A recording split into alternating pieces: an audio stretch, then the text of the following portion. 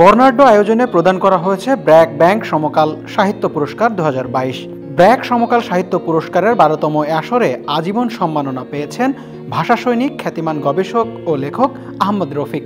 অন্যদিকে ব্র্যাক সমকাল সাহিত্য পুরস্কার 2022 জিতে নিয়েছেন বেগম আখতার কামাল, ময়ূখ চৌধুরী ও মাহারিন ফেরদৌস। তবে জুরি বোর্ডে যারা ছিলেন, যারা মনে করেছেন যে কবিতার জন্য আমি একটু স্বীকৃতি পেতে পারি, তাদের সবার প্রতি আমার আন্তরিক কৃতজ্ঞতা নিবেদন করছি। যে নারীরা যে চিন্তাশীল হয়, মননশীল গদ্য লিখতে পারে, এটা আমাদের মনে হয় না। মনে হয় নারীরা শুধু কবিতা লিখে বা গল্প উপন্যাস লিখে।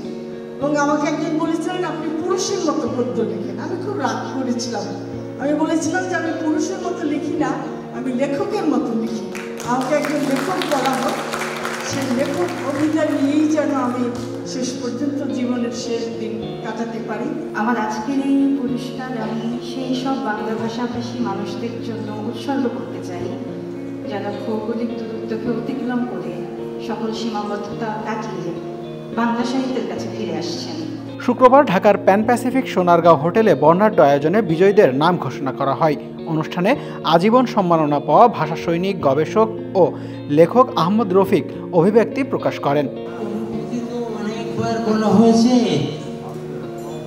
আর এটা নতুন করে বলার কিছু নেই। যে কোনো রকমের সম্মাননা বা পুরস্কার যে পায় তার জন্য একটা প্রেরণা হয়ে দাঁড়ায়। তখন ভবিষ্যতের জন্য মনে হয় যে আরও কিছুদিন বাঁচি, আরও কিছুদিন কিছু লেখাপড়া করি, আমি এই সম্মাননার জন্য সমকাল সাহিত্য গোষ্ঠীকে আবার প্রধান অতিথি হিসেবে উপস্থিত ছিলেন বিশিষ্ট শিক্ষাবিদ ও লেখক ডক্টর সিরাজুল ইসলাম চৌধুরী। আরও উপস্থিত ছিলেন হামিম গ্রুপের ব্যবস্থাপনা পরিচালক, সংসদ সদস্য একে আজাদ, ব্র্যাক ব্যাংকের ব্যবস্থাপনা পরিচালক ও প্রধান নির্বাহী কর্মকর্তা সেলিম আরেফ হোসেন ও দৈনিক সমকালের উপদেষ্টা সম্পাদক আবু সাইদ খান। ব্র্যাক সমকাল সাহিত্য পুরস্কার ইতিমধ্যে দেশের সাহিত্য জগতে একটি অন্যতম মর্যাদাপূর্ণ স্থান অর্জন করেছে বলে মন্তব্য করেন আগত অতিথিরা। দৈনিক সমকালকে আবার ধন্যবাদ জানাই, আজাদ ভাইকে আবার ধন্যবাদ জানাই এই সাহিত্য পুরস্কারের সাথে ব্র্যাক ব্যাংককে রাখার জন্য। আমরা ব্র্যাক ব্যাংক বাংলা সাহিত্যকে আরও এগিয়ে নেওয়ার জন্য সমকালের সাথে আরও বিভিন্ন রকম উদ্যোগে আমরা উজ্জীবিত হব।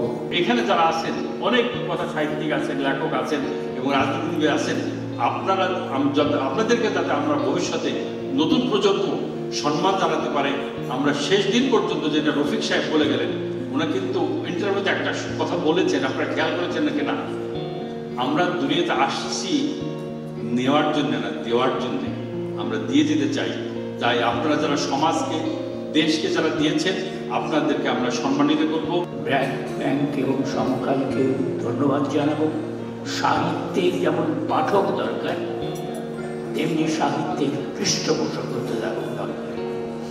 এককালে রাজা বাদশারা পৃষ্ঠপোষকতা দিতেন, একালে সাহিত্য বাজারে চলে গেছে, পাঠকের কাছে চলে গেছে, কিন্তু বাজার এখন যথেষ্ট নয় সাহিত্যের পৃষ্ঠপোষকতার জন্য।